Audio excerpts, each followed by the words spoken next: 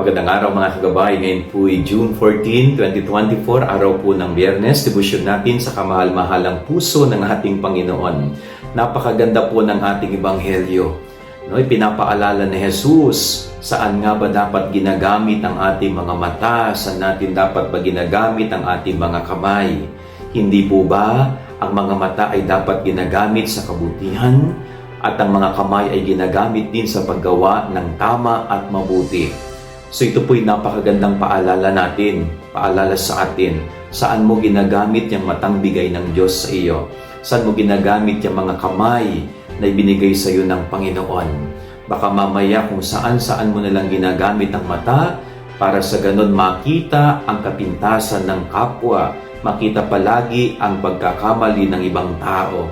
Yang kamay, saan mo ginagamit yung kamay mo? Sa mabuti ba o sa nakasasama ng mga bagay? Napakahalaga po ito. Sabi ni Jesus sa Gospel, kung ang mata mo ay nagiging sanhi ng iyong pagkakasala, dukutin mo daw, sabi ng Panginoon. Pag ang kamay mo ay nagiging sanhi ng iyong pagkakasala, ay putulin mo rin ang iyong mga kamay. Mabuti pang papasok ka sa langit na walang mata at kamay, basta't ang mahalaga ay nakaiwas ka sa pagkakasala. So, napakaganda po ng paalala ni Jesus. Sana yung mga parte ng katawan natin, kamay, mata, tenga, at kung ano-ano pa. Sana po ay gamitin natin palagi sa mabuti, hindi sa masama. Yan ang ating gabay-aral ngayong maghapon. God bless po sa inyo lahat. Pagpalain kayo ng Panginoon.